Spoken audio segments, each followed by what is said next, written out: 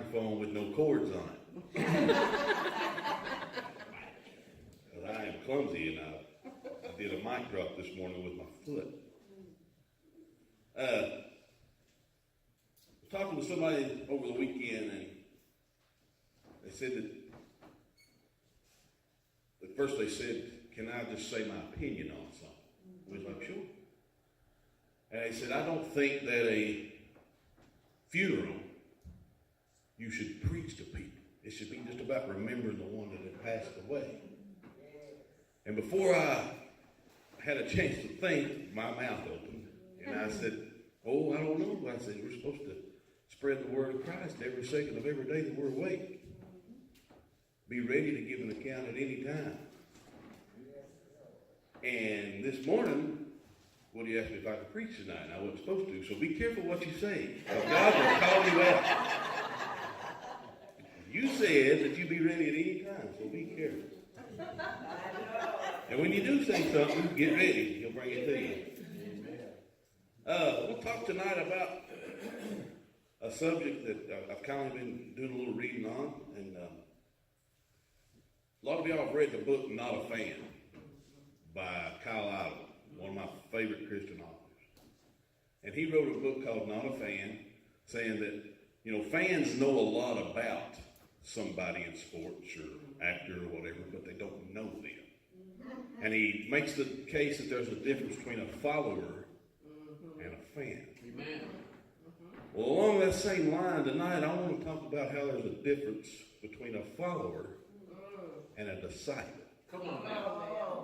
There is a big difference between a follower and a disciple. The Bible talks about 12 disciples that followed around Jesus every day. And it also mentions many times the multitudes.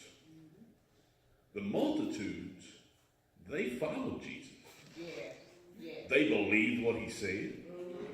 They wanted to hear what he said. They believed in his power. They loved the message that he preached. And for all intents and purposes, the majority of them, the way it speaks in the word, lived for Jesus. They believed. But the disciples were the ones that he taught to do the same things that he did. Come on, man. The disciples were the ones that he breathed upon.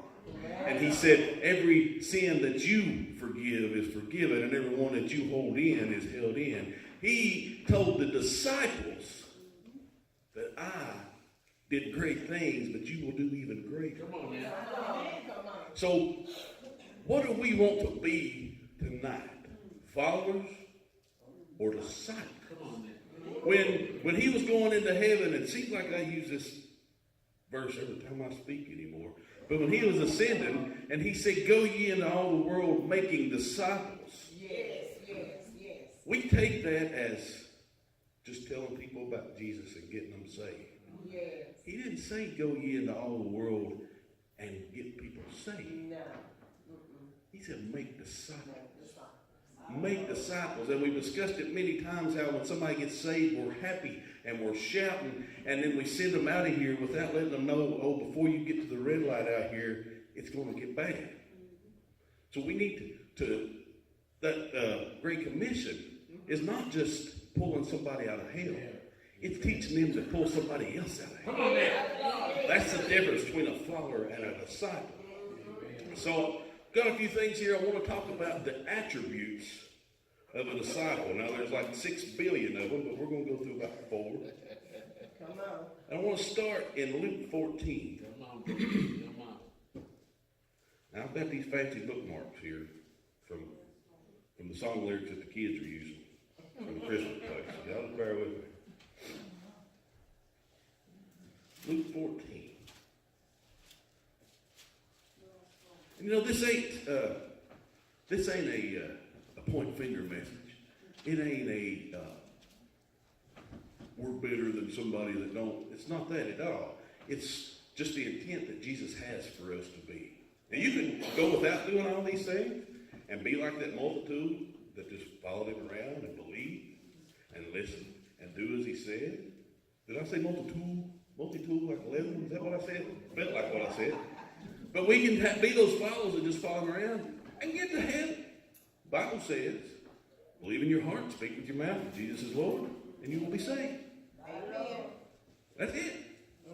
So it's not saying that you're not a Christian if these things don't happen, but how are we going to make disciples unless we are a disciple?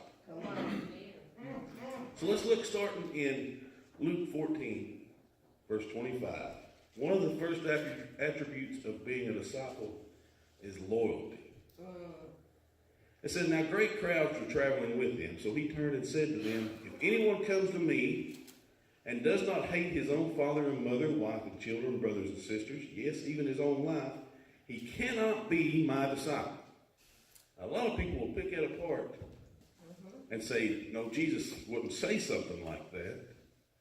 Or on the adverse side, you can't have relationships with anybody and still be a disciple of Christ. But that is, and it's a big word that I like to sometimes throw out, I don't really know the meaning of it, but hyperbole. You say one thing, but you don't mean the exact. Go over in Matthew 10:37. You don't have to flip there. I've got it here somewhere marked down. But Matthew 10:37 says, the person who loves father or mother more than me is not worthy of me. When Jesus said you must hate your father or mother, your child, it means you cannot love them more than you do Jesus to be a disciple. If you put your parents, your spouse, your kids, yourself on a pedestal above Christ, then you're not becoming a disciple of Christ. You're a follower, perhaps, but you're not a disciple. So loyalty above all, the love for Jesus must outweigh every other loyalty in the world. Every other relationship that you have in your life, even with yourself, has to be secondary to the one you have with Jesus Christ. What did the disciples that were with him in the Bible do? They left everyone behind. Don't mean that they wouldn't marry. Don't mean they didn't have kids and friends in their hometowns. But they picked up and they left. And they followed Jesus, walked with him every day, laid down with him every night. They left everything behind for him. Now, what if I don't want Jesus to ask me to leave everybody in my hometown and everything else? Chances are, he ain't going. That's not the point. The point is we must be willing to put Jesus in a relationship with him above everyone else. Next attribute of a disciple of Christ is sacrifice. Luke 9:23-24.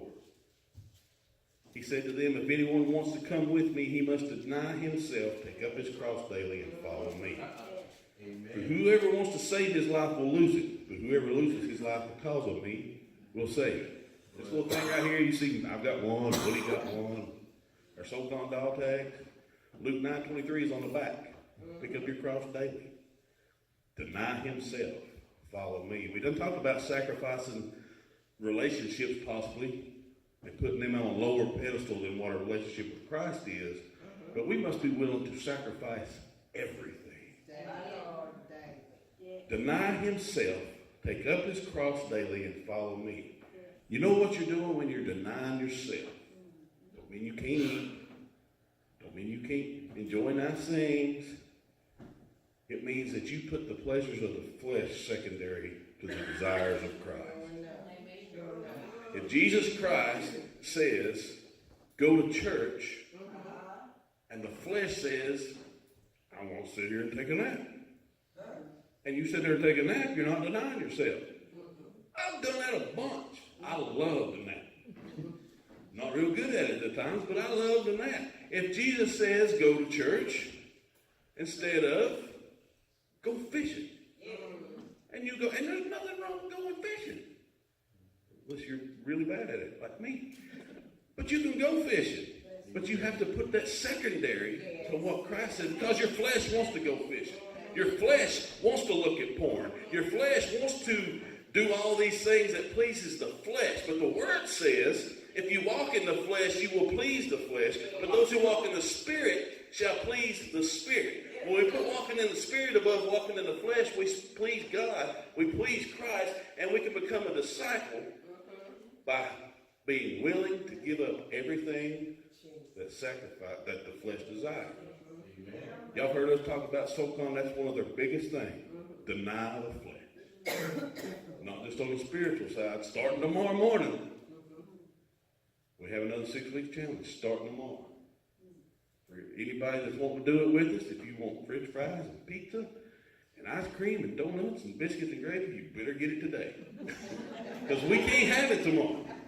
We start denying the flesh again. And people are like, that ain't got nothing to do with spiritual. But if you can deny yourself physically, discipline begets discipline. You'll start being able to deny yourself when it comes to the spiritual side as well. Instead of saying, I want to sit here and watch this movie till 12 o'clock, you'll read the Word.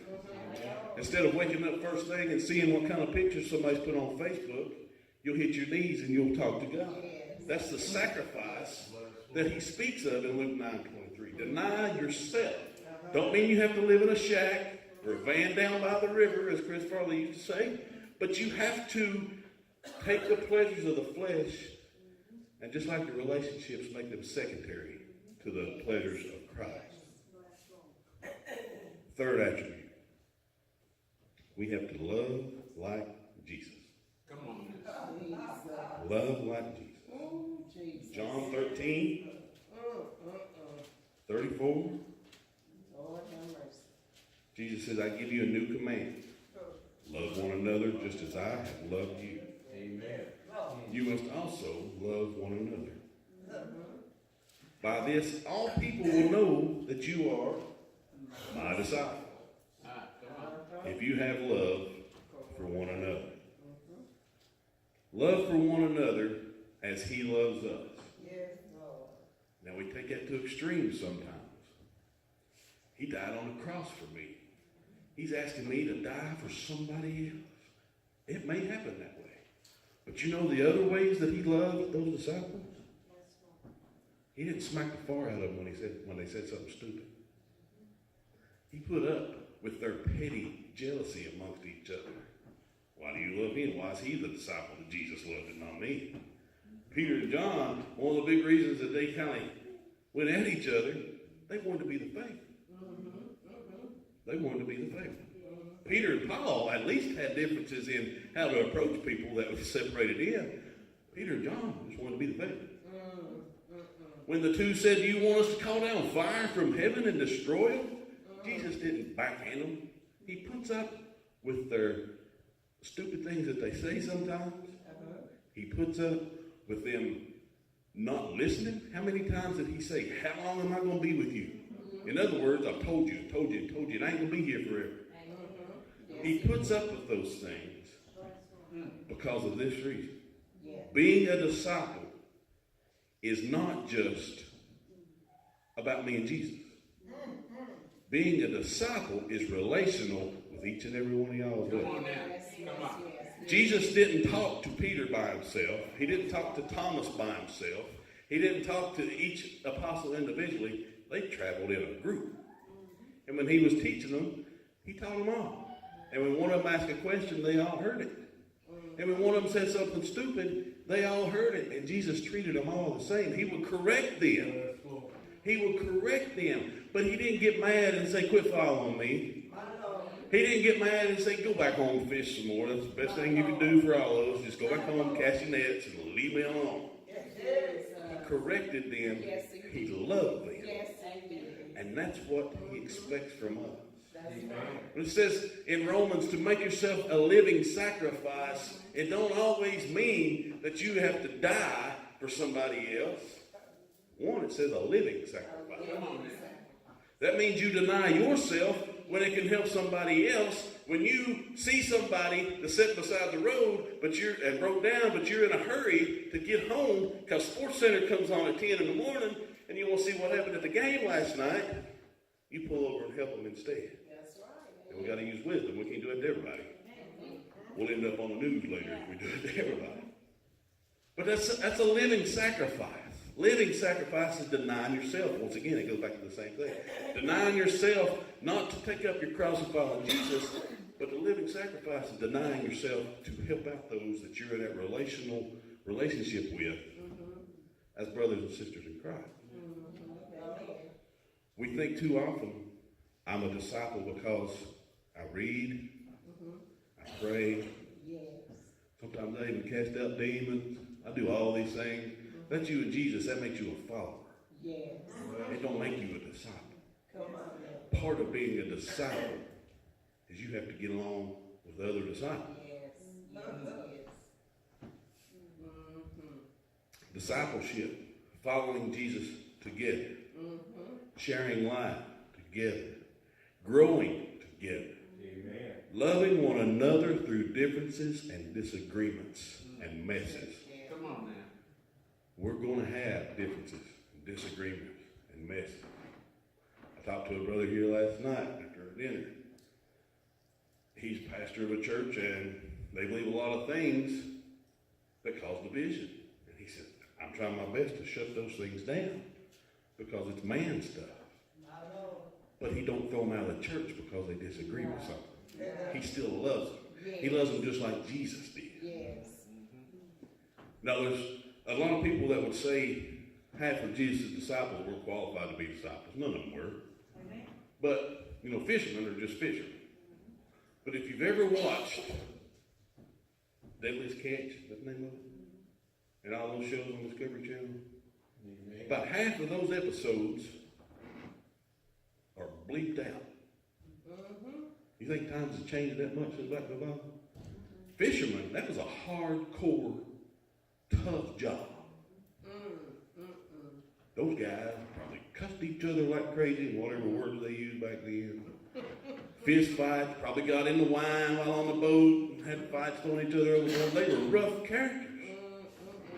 Jesus loved them anyway. We like to point at poor old Matthew and say he was a tax collector. But these other guys, they were just as bad, if not worse. Maybe not looked at from the people's viewpoint as bad or worse. But when it comes to the righteousness of God, he was just doing something. These other guys, these fishermen, they were rough, tough characters. But Jesus loved them all anyway. And he brought them together.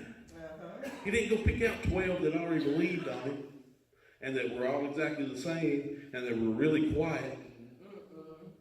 We have to love like Jesus. When Jesus saw that they were doing something wrong, he corrected them. He didn't just accept what they were doing.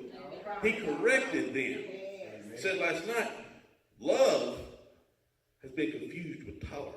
Come on.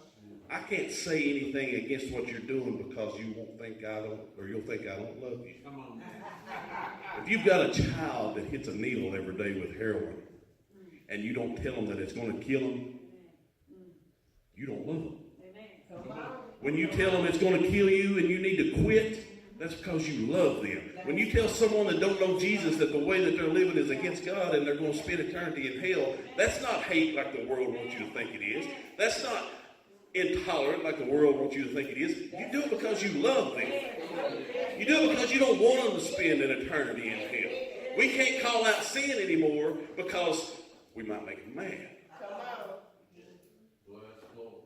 Like we said there the other night, it's inconvenient for me to make you mad. It's more convenient for me to let you go to hell.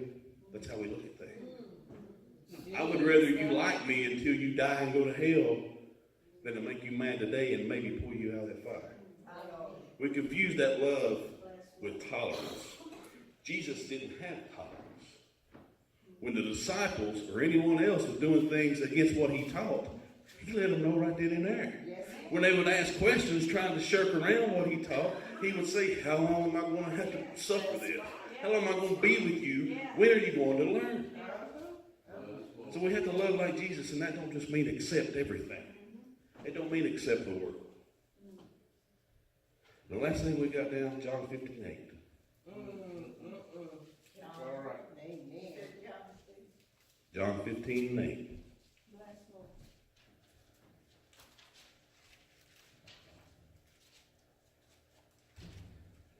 While you're getting there, I want to add one more thing on the love part. Because this is just too good. I heard it the other day on TV. And it's what I talked about last night. In the 60s during Vietnam, there was two ways they described people. Hawks were supporters of the war. Doves were against the war. Johnny Cash played a show at the White House for Richard Nixon during the height of Vietnam. And of course, Johnny didn't play politics. He said what he believed, but still there was some on one side that said he was too far for the war, and some on the other that said he was too much of a hippie. And he was on stage and he said that he just got back from Vietnam doing some shows. And he said, a lot of people call me a hawk. He said, but when you're there, and he said, when you see the wounded come in, even if you're a dove, you'll become a dove with claws. That's what we got to be. When we see people dying and going to hell, we got to love them. We got to be peaceable, and we have to love them like Jesus did, but we got to fight for them. We got to be doves with claws. Praise God. John 15:8. Bless Lord. Praise God. Says, my Father is glorified by this, that you produce much fruit and prove to be my disciple. Now, if you remain in me and my words remain in you, ask whatever you want, it will be done for you. My Father is glorified by this, that you produce much fruit and prove to be my disciples. This is where they're getting saved. Yes. Reaching out to the world, witnessing for Christ. That is bearing fruit. We cannot bear fruit without planting seeds. Apple tree don't grow and make more apples without a little bitty seed being in the ground. So when we're witnessing to people, we're planting seed. Paul spoke about it, whether I plant, I think Apollos is the guy's name, he waters, no matter who does it. If I say something to you or to a stranger, it might be the first time they've ever heard the name of Jesus, or they may hear it every Sunday. So I could be planting a seed, I could be watering, but it don't matter because at the end, God gives the increase. We can't be lackadaisical and say, well, man, we talk about this a lot lately. Going outside, everybody has the responsibility to share the word of Christ. We can't be lackadaisical and sit back and say, well, Woody's preaching Sunday morning, he'll take care of everybody. He'll spread the word to everybody.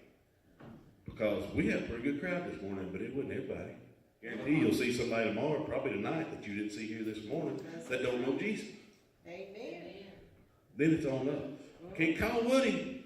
Say, hey, Woody, will you talk to this person while they're checking out at Walmart? You're in line behind them. It's our responsibility to talk to them.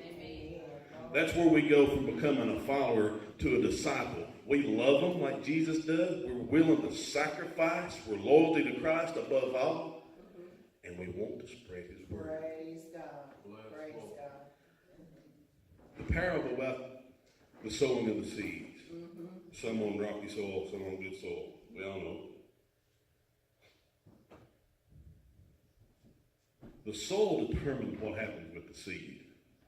In each instance, the sower was still throwing them out there. The sower didn't say, that's too rocky, I'm not going to throw any seeds. The sower didn't say, well, there's thorns over there, so I better not throw any seeds. He just threw seeds. It ain't up to us to decide what's receptive ground and what's fertile ground and what's not. We got to throw the seeds. We got to spread the love, the word of Jesus Christ. That's all it's about on our end. If you throw something out there and they don't accept it, that ain't on you. But if you don't throw it, if we don't throw it, that's on us. Yes, sir.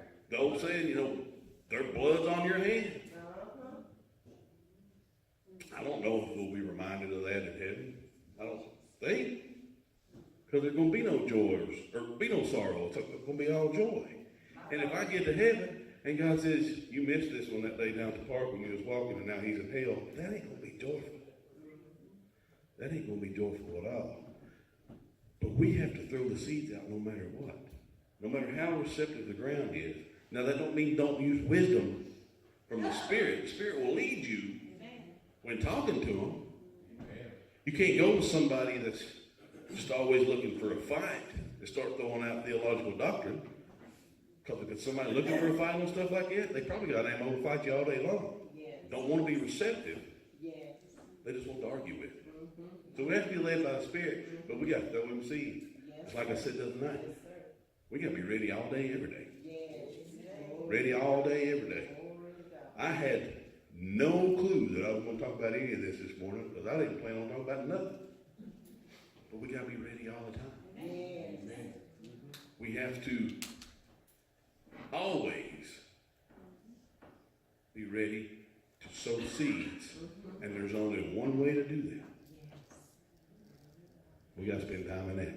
Come on, man. If that sower in that parable didn't go and didn't thresh the wheat to get the seeds for the next year's crop to sow, he wouldn't have had anything to sow in good ground, rocky ground, briars, or anything. He had to do the work to get the seeds to sow out. Yes. We got to do the work to get the seeds to sow out. Yes, Lord. And that makes us one of the things that's making us disciples. You know, the multitudes, which I know they didn't have a nice leather-bound Bible and all that. But Jesus taught a lot from the Torah, the scriptures. Those were pretty easy accessible back in those days. But the multitudes didn't carry around copies of the Torah or even pieces of that. They probably heard it. But they walked around just to hear what Jesus said. We've got our copy. We've got exactly what Jesus said to them, to us, to the people before them, to the people after them. And they would walk miles and miles, these followers. Apparently they would go without food because they were all hungry. And Jesus said, we're going to have to fix that. Apparently they didn't go to Morning Star because we don't never go hungry when we come here. But they would walk. They would sleep outside. They would go without food to hear what Jesus had to say. And we, and I mean we, won't turn the TV off. Stare at it till our eyes are crossed and gotta go to sleep. Guilty as anybody. But if I want to be a true disciple, then I have to be fruitful. I have to be fruitful. I have to sow seed in order to produce fruit. Yes, Lord. Yes, So I have to have this word in me. yes, Lord. Just like the first one about loyalty. I have to have this word in me above all. Yes. I have to sacrifice my time that would satisfy the fleshly things to get in the word. I can't love people like Jesus did without knowing how Jesus did. It all comes back, and this was wrote down, thank you, Lord. It all comes back to that. If you want to sacrifice your fleshly desires for the things of Christ, then you got to know what they are. You got to know how to do it. If you want to love somebody like Jesus, you got to know how he did. And if you want to sow seeds, this is the feed store.